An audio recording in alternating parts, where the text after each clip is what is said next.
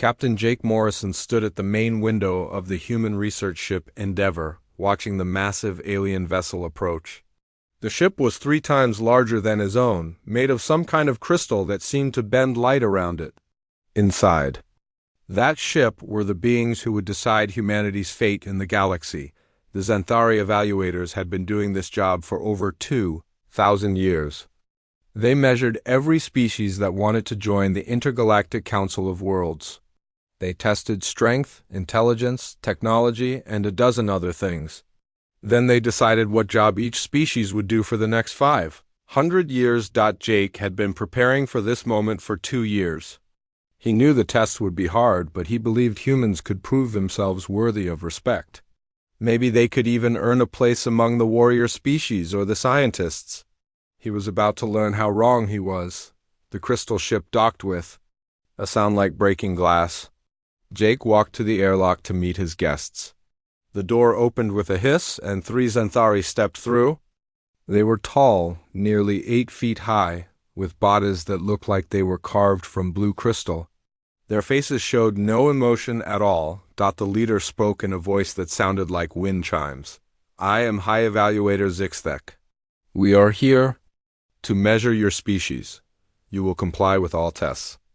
Jake tried to smile. "Welcome aboard the Endeavour. I'm Captain Morrison. We're ready to show you what humans can do." Zixthek did not smile back. "Your readiness is not relevant. We will measure what exists, not what you wish to show us." The first test was physical strength. Jake watched as his best people tried to lift weights that seemed impossible. Lieutenant Pete Rodriguez, the strongest man on the ship, managed to lift 800 pounds. The Xanthari made notes on their crystal tablets without any change in expression. "Insufficient," Zixthek said. "The Gorvak warriors can lift 3,000 pounds. The mechanoid units can lift 5,000. Your species rates 2.3 out of 10 in physical strength." The next test was longevity. Dr. Lisa Campbell, the ship's chief scientist, explained that humans typically lived about 80 years. Some reached 100 with good medical care. "Insufficient," Zixthek said again. "The ethereal ancients live for 10,000 years. The crystalline builders live for 5,000. Your species rates 1.8 out of 10 in longevity." Jake felt his heart sink, but he tried to stay hopeful. Maybe humans would score better in other areas. The technology test was next. The Xanthari examined their computers, their weapons, their medical equipment. They tested the ship's engines and life support systems. Everything humans were proud of seemed to disappoint them. "Your computational systems are 400 years behind the mechanoid collective," Zixthek announced. "Your weapons are less advanced than those of the plasma warriors. Your medical technology is crude compared to the healing caste. Your species rates 3.1 out of 10 in technological advancement." Communications Officer Amy Johnson stepped forward. "But sir, we've made incredible progress in just the last century. We went from horse-drawn carriages to space travel in less than 200 years. Doesn't that count for something?" Zixthek looked at her with what might have been confusion. "Post rate of change is not a measured variable. We measure current capability only." The psychic abilities test was a disaster. Humans had no telepathy, no ability to move objects with their minds, no power to see the future. The Xanthari rated them 0.1 out of 10, and that was only because a few humans seemed to have good intuition. Natural armor was another failure. Human skin was soft and easily damaged. They needed artificial protection just to survive in space. The Xanthari rated them 1.2 out of 10. Reproductive capacity was tested next. Dr. Campbell explained that humans typically had 1 or 2 children at a time, with pregnancies lasting 9 months. The Xanthari seemed almost annoyed by this information. "The hive queens produce 500 offspring per cycle," Zixthek said. "The spawning pools create 1,000 new beings per month. Your species rates 1.9 out of 10 in reproductive capacity." Jake was getting desperate. What about our adaptability? Humans can survive in almost any environment. We can learn new skills quickly. We can solve problems in creative ways. Zixthek paused for a moment. Adaptability is not a measured variable. It cannot be quantified with precise numbers. It has no strategic value in galactic civilization. But it's what makes us special, Dr. Campbell said. We can adjust to new situations. We can think outside the box. We never give up. Persistence is not a measured variable, Zixthek replied. Creativity is not a measured variable. These concepts are too vague for proper evaluation. The final test was combat effectiveness. The Zenthari had Jake's security team fight against holographic enemies. The humans did their best, but they were clearly outmatched by the simulated aliens they faced. Your warriors are weaker than the Gorvak, slower than the Speed Clan, and less skilled than the Blade Masters, Zixthek announced. Your species rates 2.7 out of 10 in combat effectiveness. When all the tests were finished, Zixthek stood in the ship's main meeting room. Every human on board was present to hear the results. Jake's hands were shaking as he waited for the verdict. The evaluation is complete, Zixthek said. Your species demonstrates minimal capability in all measured categories. Physical strength, 2.3. Longevity, 1.8. Technological advancement, 3.1. Psychic abilities, 0.1. Natural armor, 1.2. Reproductive capacity, 1.9. Combat effectiveness, 2.7. He paused, looking at the humans with his crystal eyes. Your overall rating is 1.87 out of 10. You are classified as a support species. Level 3, you will be assigned to basic resource extraction and maintenance duties. Jake felt like he had been punched in the stomach. Resource extraction? You mean mining? Correct. You will be assigned to Mining Sector 7. The work is suitable for species with limited capabilities. You will extract materials that stronger species require for important tasks. Dr. Campbell stood up. This is wrong. You're missing something important about humans. We're survivors. We adapt. We overcome challenges that would stop other species. Zixthek looked at her without interest. Survival instinct is common to all species. It is not a special trait. The evaluation is complete and cannot be changed. Jake tried one last time. Please, just give us a chance to prove ourselves. Let us show you what we can really do. The tests have shown us what you can do, Zixthek said. Your assignment is final. You will report to Mining Sector 7 within 30 standard days.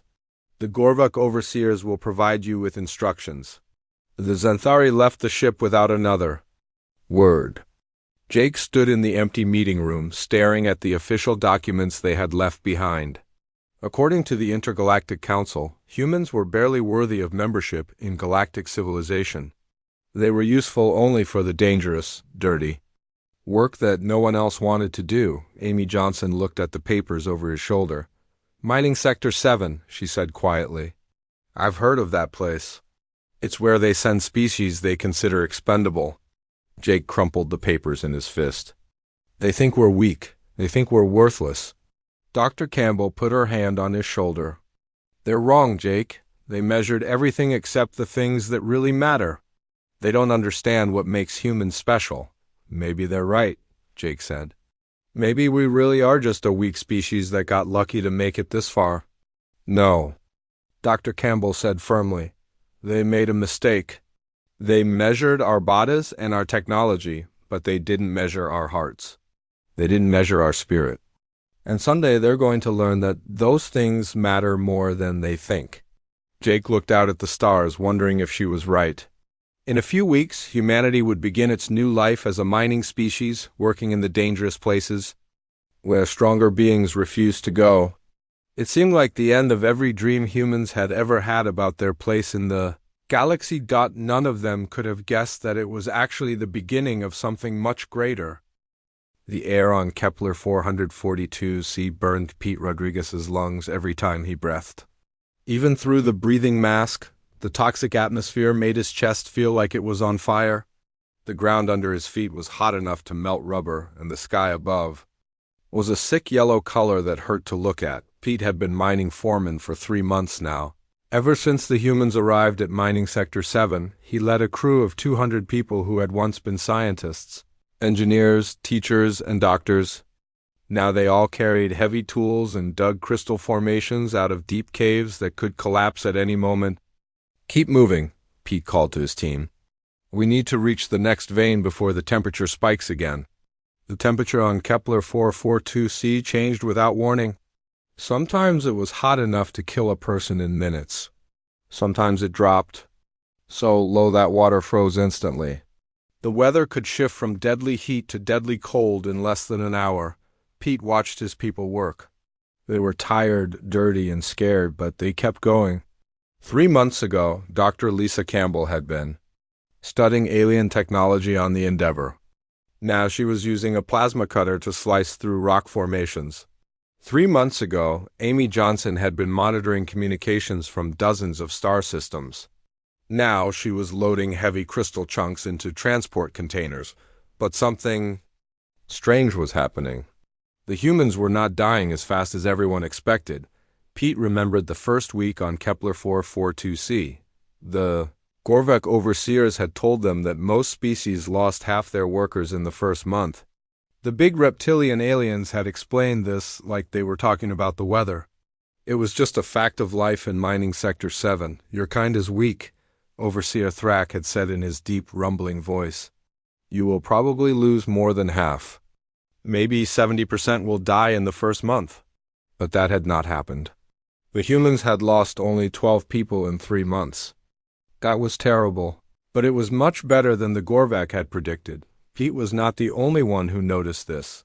Dr. Campbell had been keeping records of everything that happened in the mines. She tracked injuries, illnesses, and deaths. She also tracked something else that the Gorvak did not seem to care about: how the humans were changing. "Look at this," Dr. Campbell said to Pete during their break. She showed him a tablet with charts and numbers. "In the first week, we were making quota about 30% of the time. Now we're making it 90% of the time." Pete wiped sweat from his forehead. "We're getting better at the work." "It's more than that," Dr. Campbell said. "We're adapting.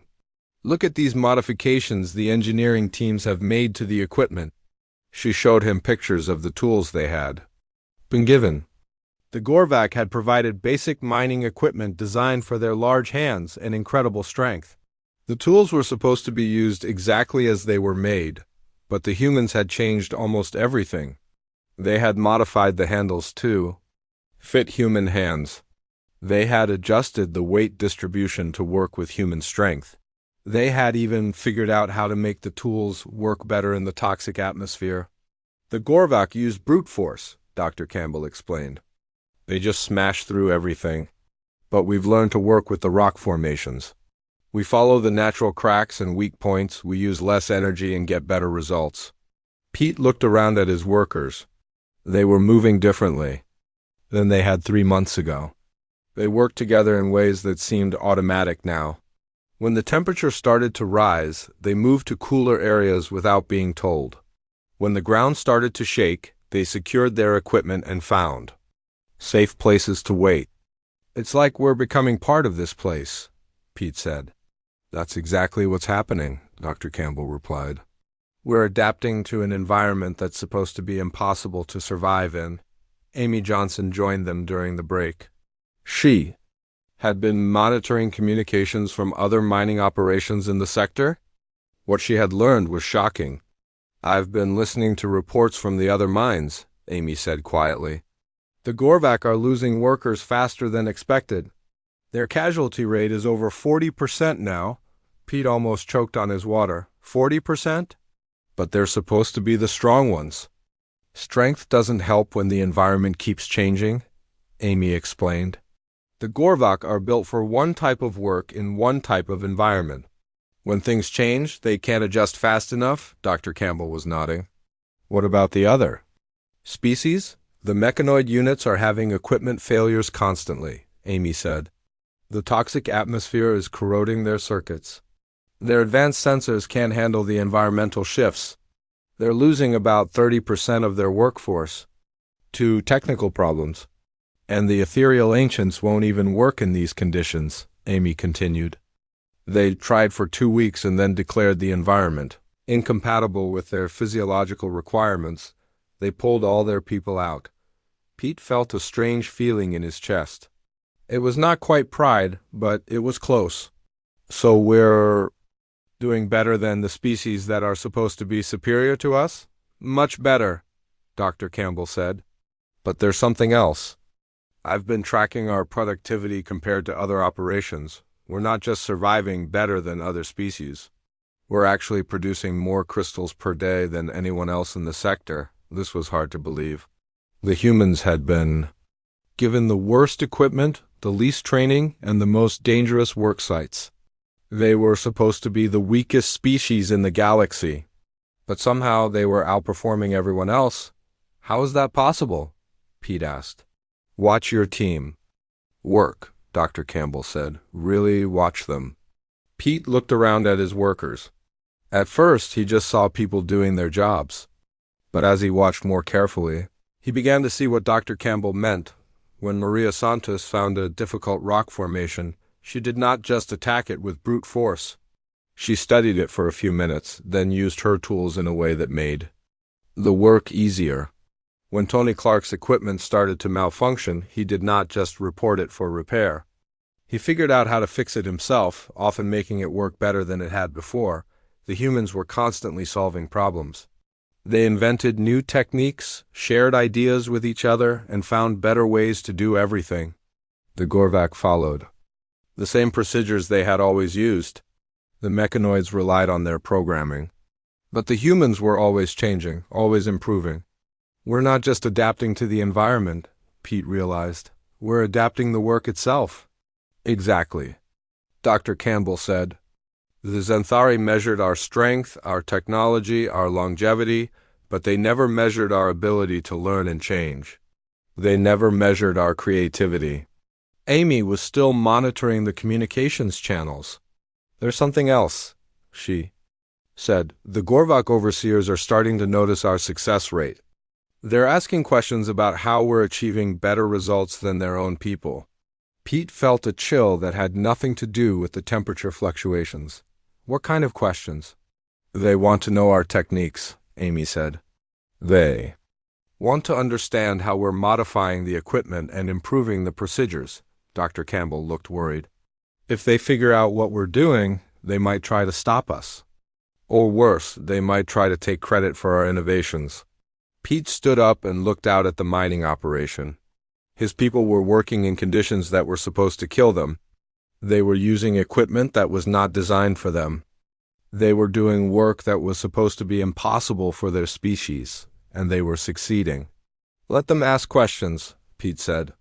Let them try to understand. The Xanthari thought they could measure everything important about a species. They thought they knew what made someone valuable. He watched as his team worked together to solve another problem, adapting to another challenge that the galaxy had thrown at them. But they never measured the most important thing, Pete continued. They never measured what happens when you tell a human that something is impossible. They never measured what we do when everyone else says we can't succeed. Dr. Campbell smiled for the first time in months. We proved them wrong. Every single time, Pete agreed. Above them, the yellow sky was beginning to darken. Another temperature shift was coming, and it would be a big one. The Gorvak would retreat to their climate-controlled shelters. The mechanoids would shut down until conditions improved, but the humans would keep working. They would find a way to adapt, to overcome, to survive. Because that was what humans did. The galaxy was about to learn that there were some things that could not be measured on a simple scale from 1 to 10. Some things were too important to be reduced to numbers on a crystal tablet. And humanity was about to prove that the most valuable trait in the universe was not the ability to lift heavy objects or live for thousands of years. It was the refusal to give up when everyone else said it was impossible. The first sign that something was wrong came from the Deep Space Monitoring Station at Proxima Base. Amy Johnson was working her shift in the communications center when the emergency signal came through. It was not the usual mining report or supply request. This was a distress call that made her blood run cold. This is Commander Vex of the Gorvek Battle Fleet, the voice said through heavy static. We are under attack by unknown forces. They are using weapons that adapt to our defenses. Our shields are useless. Our armor means nothing. We need immediate reinforcement. Amy tried to respond, but the signal cut out. She tried to contact other stations in the sector, but most of them were not answering. The few that did respond had similar stories of attacks and strange enemies. Pete Rodriguez was leading his mining crew when Amy reached him on the radio. "Pete, you need to get back to the base immediately. Something is happening. Something big." Within an hour, every human on Kepler 442c had gathered in the main facility. Dr. Campbell was analyzing the communications data while Captain Jake Morrison tried to contact the Endeavour, which was still in orbit around the planet. "I'm getting reports from across the galaxy," Dr. Campbell said, her face pale. "The Gorvik battle fleet has been destroyed. The mechanoid defense grid has gone silent. Even the ethereal ancients are calling for help." Jake finally managed to reach his ship. The news from space was worse than anyone had imagined. An ancient enemy had returned from the deepest parts of the galaxy. They called themselves the Voidborn, and they had been waiting in the galactic core for thousands of years. "The Voidborn are not like anything we've seen before," reported Lieutenant Steve Walsh from the Endeavour. "They use technology that changes during battle. Their weapons adapt to whatever they're fighting. Their ships can alter their shape and function in real time." Pete looked around at his mining crew. These were not soldiers. They were scientists, engineers, teachers, and farmers who had been forced to become miners. "What does this have to do with us? We're just mining workers." "The Council is calling up every ship in the galaxy," Jake said through the radio. "Every species has to contribute to the defense effort, even the support species." Amy laughed, but there was no humor in it. "Support species? They want us to support them after they stuck us in this toxic wasteland?" "It doesn't matter what they want," Dr. Campbell said. "If the Voidborn win, everyone loses, including us." Within 2 days, the human mining operation on Kepler 442c was shut down. The workers were loaded onto transport ships and taken to the Endeavour. Pete found himself appointed as a military commander even though he had never been in a real battle. Amy became the communications officer for what the Council was calling the Human Defense Contribution. The human fleet was embarrassingly small. The Endeavour and 12 other ships, most of them converted mining vessels and research ships. They had been designed to carry ore and scientific equipment, not weapons. But the Council had given them basic military equipment and told them to do their best. "Look at this," Steve Walsh said, showing Jake the fleet assignments. "The Gorvak have 300 battle cruisers. The mechanoids have 500 combat units. The ethereal ancients have their psychic warfare ships. And we have 13 ships that used to be mining vessels." Jake studied the battle plans. The humans had been assigned to the rear of the formation, far from the main action. They were supposed to provide support functions, while the real military forces did the fighting. "They still think we're weak," Jake said. "Even with everything that's happened in the mines, they still think we're just a support species." The first battle took place at Proxima Station, a major trading hub near the edge of Gorvik space. The combined galactic fleet was massive. Over 2,000 ships from dozens of species, all working together to stop the Voidborn advance. The human ships hung back in the rear, watching as the mighty Gorvik battle fleet charged forward. Their ships were massive, covered in thick armor, and armed with weapons that could destroy planets. Behind them came the mechanoid units, their ships bristling with advanced technology and AI-controlled weapons. The Voidborn fleet was smaller.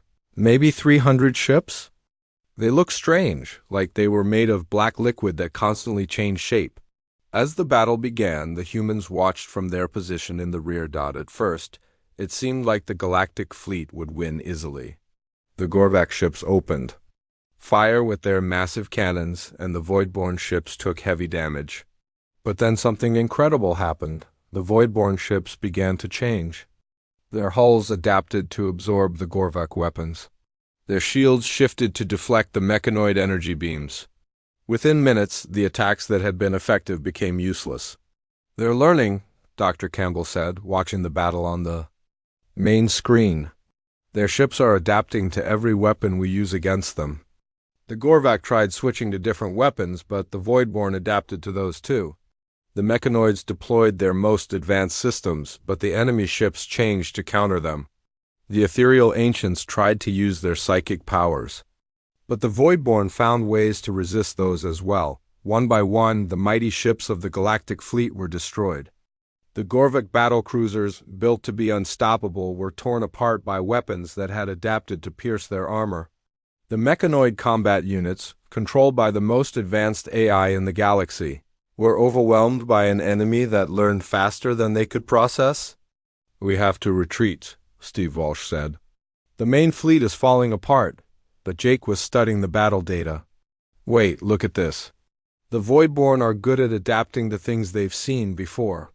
But what happens when they face something completely new?" As if reading his thoughts, the Voidborn ships turned their attention to the human fleet in the rear. 3 enemy vessels broke off from the main battle and headed straight for the Endeavor. "Here they come," Pete said from his position at the weapons station. "What do we do?" Jake looked at his crew.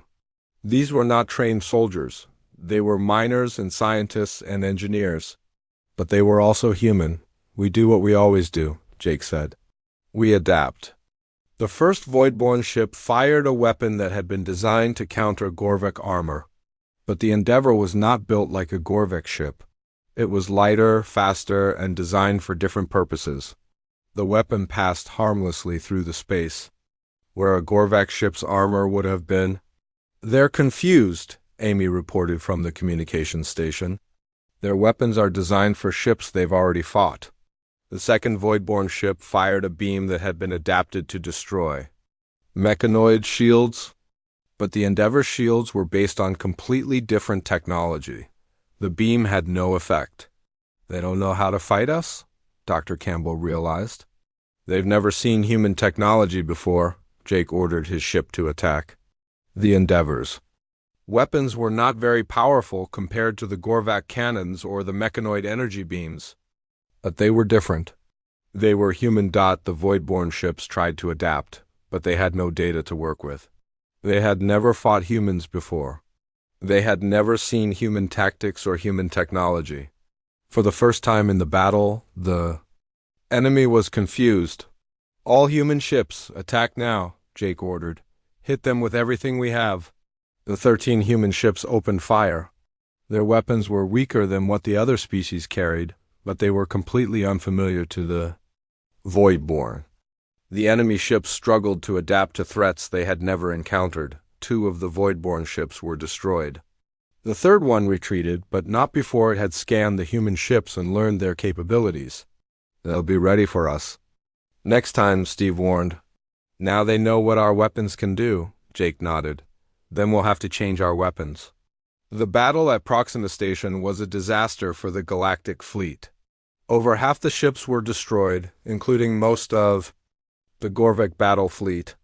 The survivors retreated to regroup, but everyone knew the truth. The Voidborn were too adaptable. They could counter any weapon, any tactic, any strategy. They had been preparing for this war for thousands of years, and they had solutions for everything the galaxy could throw at them, everything except humans. "We need to study what happened," Dr. Campbell said as the fleet retreated. "The Voidborn adapted to every other species in minutes, but they had trouble with us. Because they'd never seen us before," Jake realized.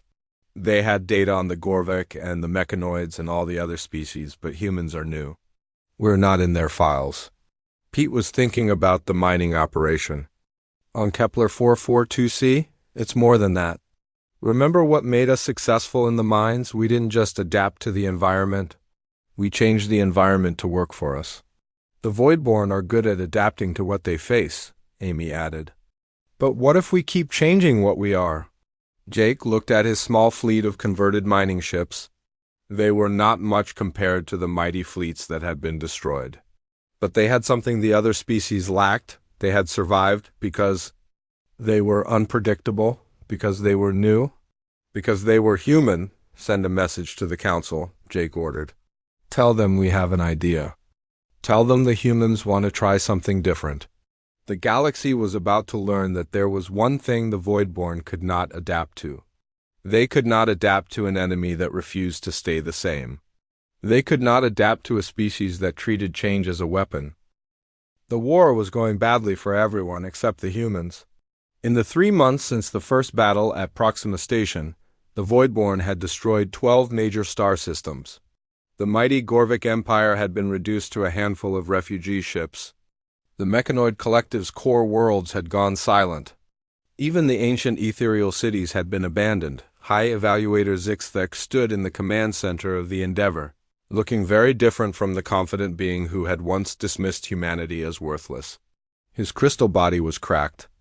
In several places, and his usual calm had been replaced by something that looked almost like panic. "My calculations were perfect," he said to Dr. Campbell for the 100th time. "The evaluation system has worked for 2,000 years. How could I have been so wrong about your species?" Dr. Campbell was too busy to answer. She was studying reports from the latest battles, trying to understand how the Voidborn kept winning. "It's not about being wrong," she said without looking up. "It's about measuring the wrong things." Captain Jake Morrison was in his 3rd day without sleep. The human fleet had grown from 13 ships to 47, but they were still the smallest force in what remained of the Galactic Alliance.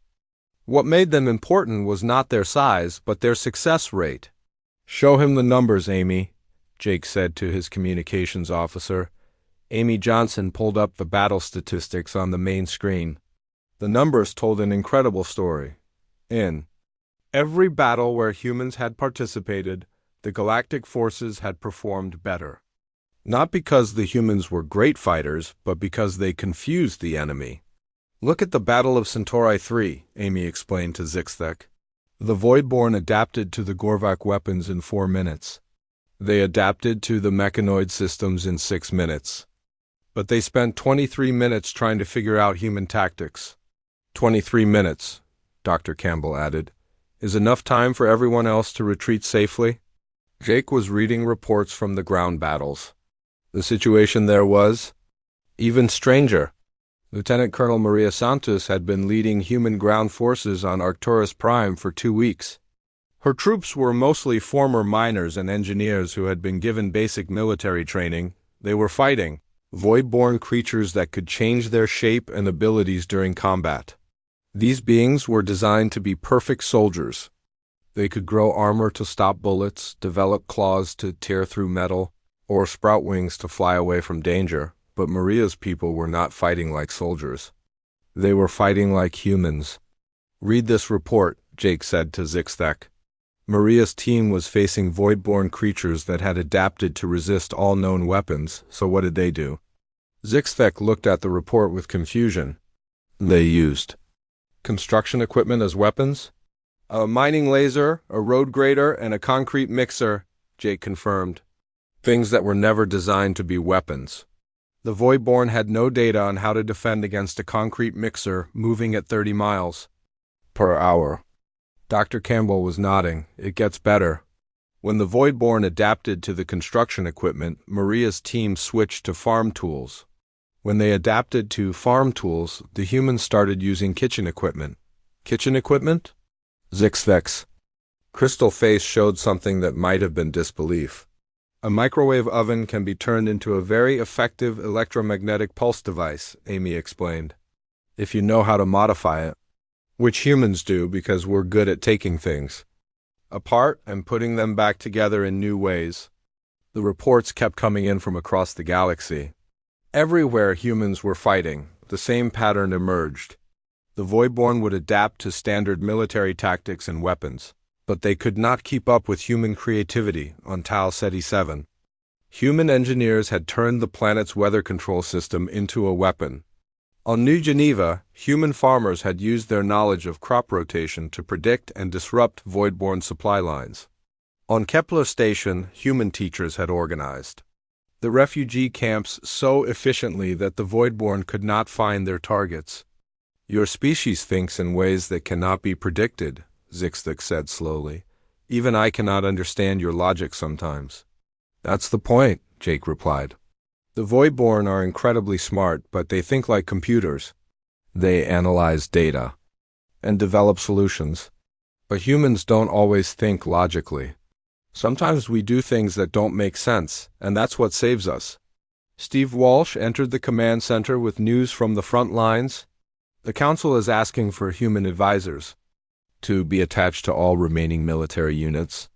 They want us to teach other species how to think like humans. This was not going well. Jake had been trying to train Gorvak warriors to be more creative in their tactics. The results were frustrating. The Gorvak are too rigid, Jake explained to Dr. Campbell. They have one way of fighting, and they can't change. When I tell them to try something new, they ask for detailed instructions. But being creative means not following instructions.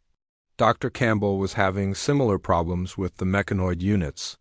Their programming makes them very efficient, but it also makes them predictable.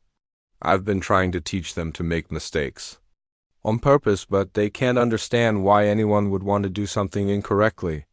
The ethereal ancients were even worse. Their ancient wisdom and careful planning were useless against an enemy that changed faster than they could think. We might be the only species that can really fight them, Amy said quietly, but even humans were starting to struggle. The Voidborn were learning from their encounters with humanity. They were developing new strategies designed specifically to counter human unpredictability. The Battle of New Geneva had been a disaster. The Voidborn had sent forces that changed randomly with no pattern for the humans to predict. For the first time, human tactics had failed completely. Jake's fleet had lost 60% of its ships. They're adapting to our adaptability, Dr. Campbell said, reviewing the battle data. They're learning how to be unpredictable themselves. Jake felt a cold fear in his chest. If the Voidborn could match human creativity and unpredictability, then the galaxy was truly lost. No species would be able to stand against them, but Tony Clark, the chief engineer, had been studying captured Voidborn technology. What he found gave them hope. Their adaptability isn't natural, Tony explained to the command staff. It's technological. They have massive processing centers that analyze threats and develop countermeasures. Look at these scans. He showed them images of Voidborn installations. Inside each base was a huge computer complex that gathered data from all their forces and calculated responses to new threats. So they're not really adapting, Dr. Campbell realized. They're just processing information very fast. Exactly, Tony said. And that means they have a weakness. They can only adapt to things they have data about. If we can do something completely outside their experience, something they have no information on, they won't know how to respond. Jake was beginning to understand. The Voidborn have been in the Galactic core for thousands of years. They've been studying the other species, learning about their weapons and tactics. But they've never seen humans before. Right, Tony continued. But they're learning about us now. Every time we fight them, they gather more data. Eventually, they'll have enough information to predict everything we do. Amy was monitoring communications from across the galaxy. The situation is getting worse everywhere. The Voidborn are advancing on 3 more core worlds. The remaining Council forces are talking about surrender. Jake looked at his small fleet of converted mining ships and research vessels. They were all that stood between the Voidborn and complete victory. We need to do something they can't predict, Jake said. Something so crazy that they won't have any data to work with? Dr. Campbell was already thinking. What if we stop trying to fight them the way everyone expects? What if we abandon all military doctrine and just improvise? Improvise an entire war? Steve asked. Why not? Jake replied. We improvised our way through mining operations that were supposed to kill us. We improvised our way through battles we were supposed to lose. Maybe it's time to improvise our way through a war we're supposed to lose. Zixthik was listening to this conversation with growing amazement. You are talking about conducting military operations with no plan, no coordination, no logical structure. Yes, Jake said simply. That is the most illogical thing I have ever heard, Zixthik said. Good, Dr. Campbell replied. If you can't understand it, maybe the Voidborn won't be able to either. Jake was already formulating an idea. It was crazy, dangerous, and had no chance of working according to any military manual ever written. It was perfectly human. Send a message to all remaining council forces, Jake ordered. Tell them we have a plan. Tell them we're going to try something that has never been done before in the history of galactic warfare. What's the plan? Amy asked. Jake smiled for the first time in weeks. We're going to teach the galaxy how to fight like humans. Not by following human tactics, but by throwing away all tactics entirely. We're going to embrace chaos. The final battle was coming, and humanity was about to show the galaxy that sometimes the best plan was to have no plan at all. The plan was the most insane thing anyone had ever suggested in the history of galactic warfare. Captain Jake Morrison stood before the emergency council meeting. Looking at the representatives of every surviving species, most of them looked at him like he had lost his mind. Let me understand this correctly, said General Korath, the highest-ranking Gorvak officer still alive. You want every ship in the remaining fleet to act independently. No coordination, no unified command. Number. Battle plan. That's right, Jake said calmly. That is not warfare, declared Prime Unit 7749 of the Mechanoid Collective. That is chaos. Military efficiency requires coordination and logical planning. Dr. Campbell stepped forward to help explain. The Voidborn defeat us because they can predict our actions. They analyze our patterns and develop countermeasures. But if there are no patterns, they can't adapt. Ancient Sage Morden of the Ethereal Council shook his head slowly. In 10,000 years of warfare, no civilization has ever won a battle through deliberate disorganization. No civilization has ever fought the Voidborn before, Jake replied. And every civilization that tried traditional warfare against them has been destroyed. Amy Johnson was monitoring the tactical displays. The situation was desperate. The Voidborn had advanced to the outer edge of the core systems. 3 more worlds had fallen in the past week. The remaining galactic fleet was down to fewer than 800 ships. We have maybe one chance left, Jake continued. The Voidborn are gathering for a final assault on the galactic core. They're bringing everything they have.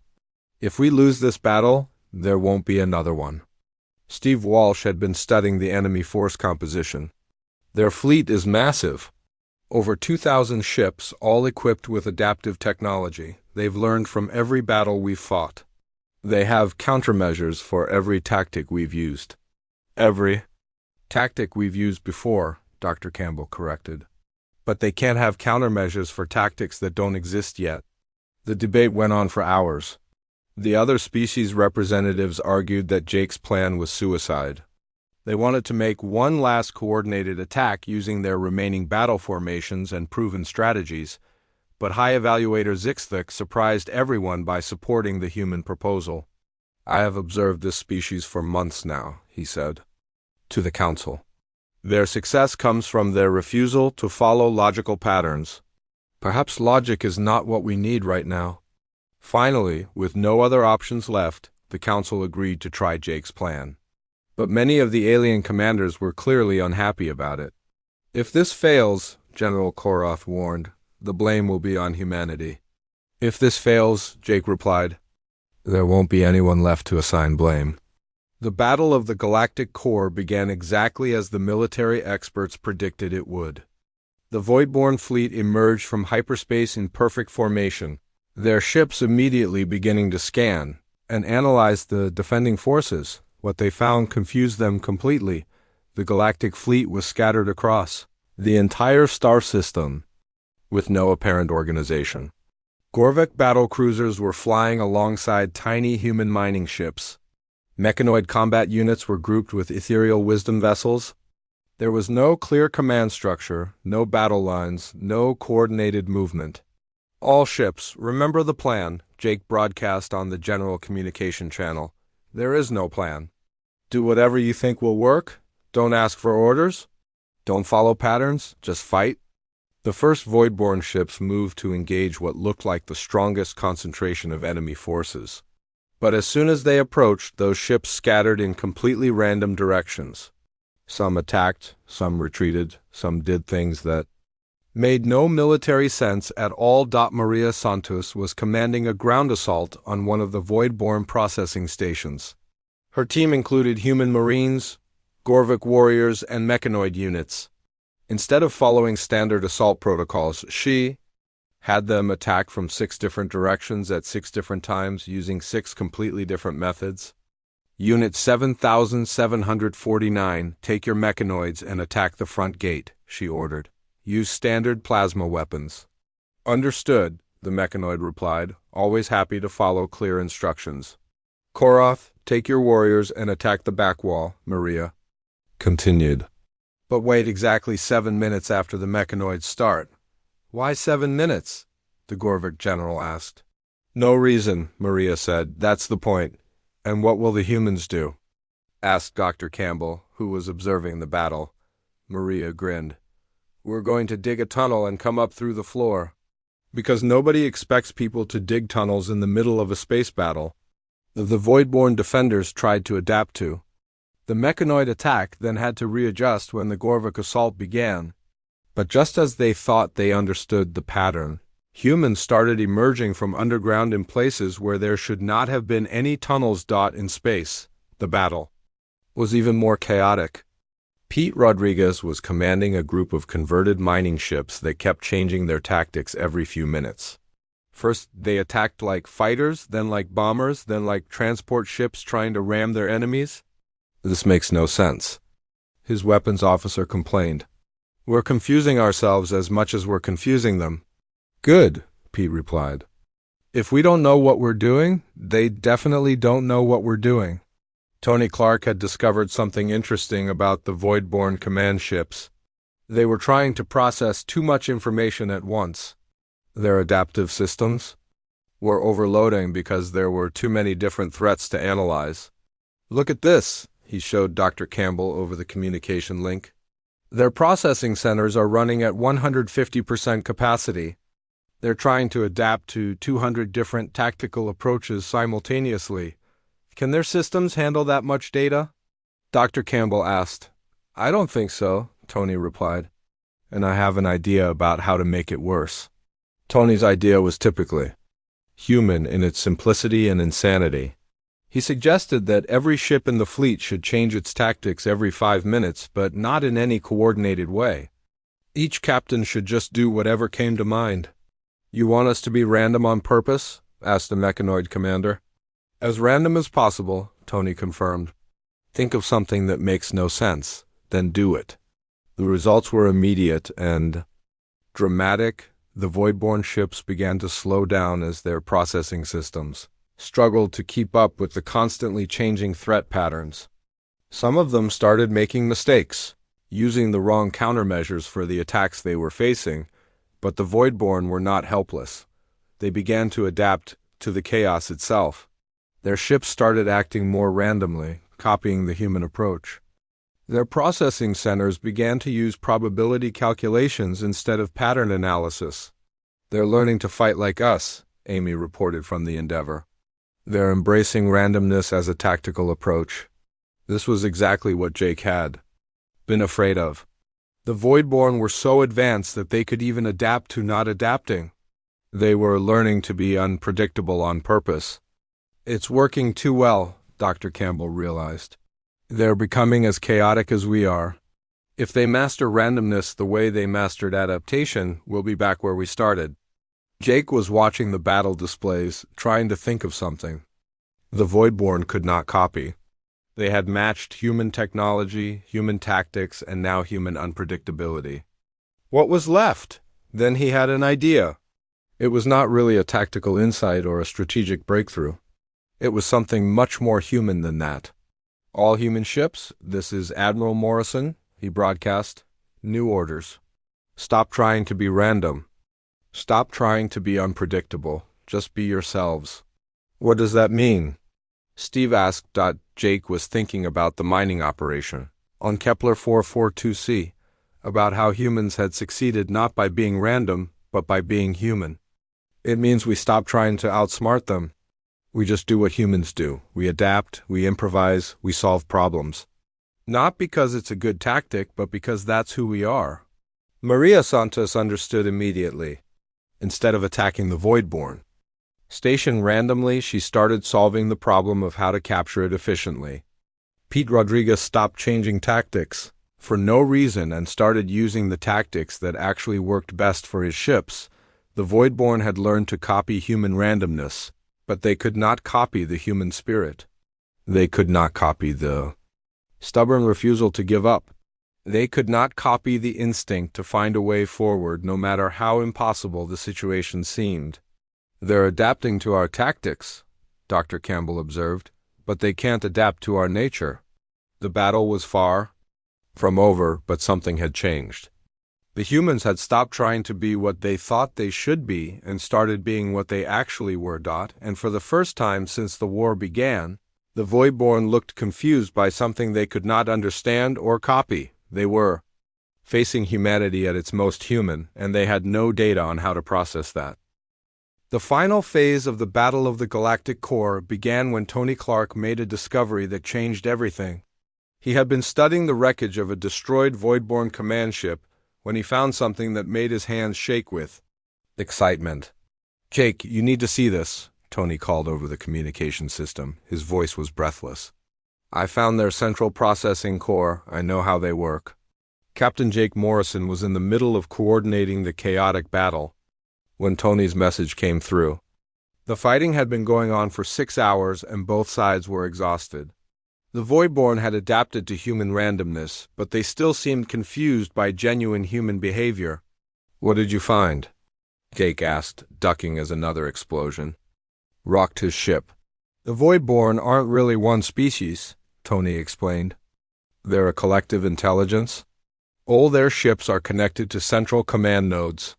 These nodes process information and send instructions to every unit." Dr. Campbell was listening from her position in the medical bay. "Like a hive mind?" "Worse," Tony said. "It's like a giant computer with thousands of parts. The individual Voidborn units can't think for themselves. They can only follow the instructions they receive from the command nodes." Pete Rodriguez was leading an assault on a Voidborn supply depot when he heard this conversation.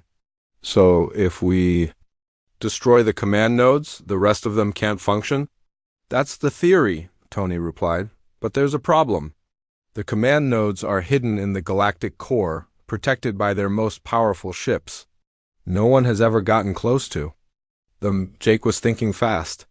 The human fleet was down to 37 ships. The other species had lost most of their forces. But maybe they did not need a big fleet for this mission. "What if we don't try to fight our way to the command nodes?" Jake asked. "What if we just go there?" Steve Walsh looked at him like he was crazy. "Just go there? Through the most heavily defended space in the galaxy?" "Think about it," Jake continued. "The Voidborn expect us to attack with massive fleets and coordinated assaults. What if one small ship just flew straight to the target?" Amy Johnson was checking the navigation charts. "The Galactic Core is 200 light-years from here. It would take weeks to get there through normal space." "Not through normal space," Dr. Campbell said slowly. "Through the hyperspace tunnel system." The hyperspace tunnels were ancient structures that allowed instant travel between distant points in the galaxy. They had been built by a civilization that disappeared millions of years ago. Most species avoided them because they were unpredictable and dangerous. "The tunnels are unstable," High Evaluator Zixvik warned. "Ships that enter them sometimes emerge in the wrong location or in the wrong time period or not at all." "Perfect," Jake said. "The Voidborn won't expect anyone to be crazy enough to use them." Maria Santos was still fighting on the ground when she heard about the plan.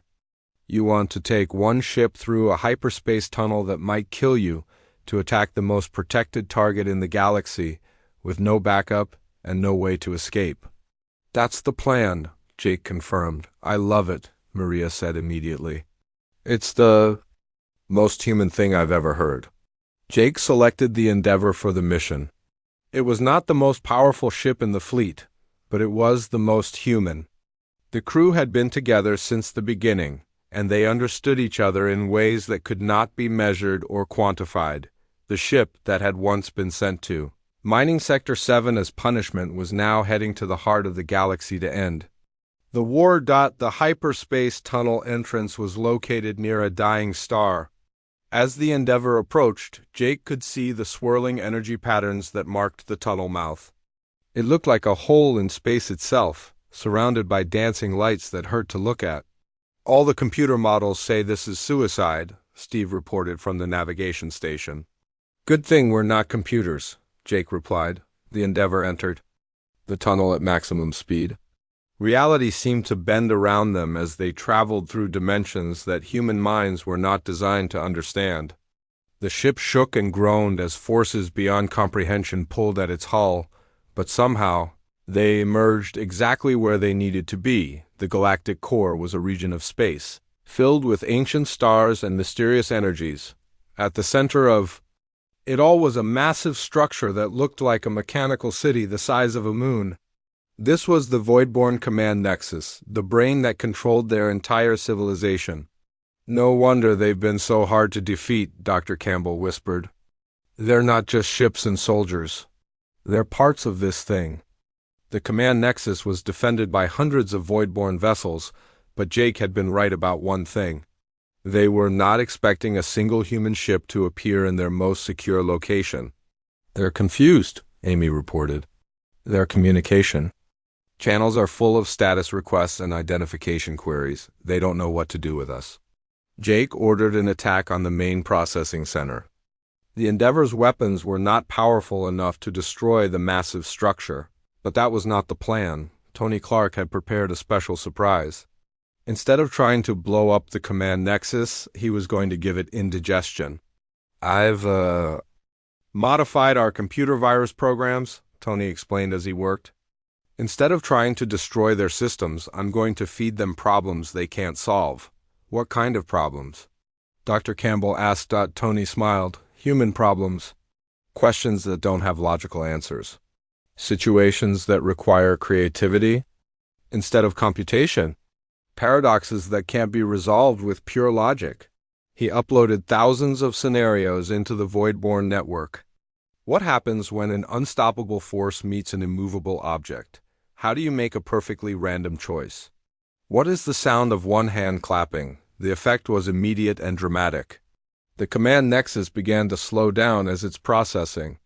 Systems tried to solve problems that had no solutions. The individual Voidborn ships started to hesitate, receiving contradictory instructions from their overloaded command center. "It's working," Amy reported. "Their coordination is breaking down. Ships are colliding with each other because they're getting conflicting orders, but the Voidborn were not helpless.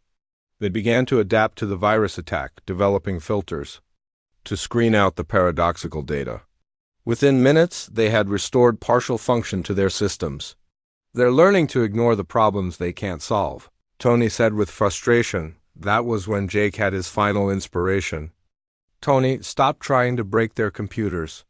Instead, teach them to be human." "What do you mean?"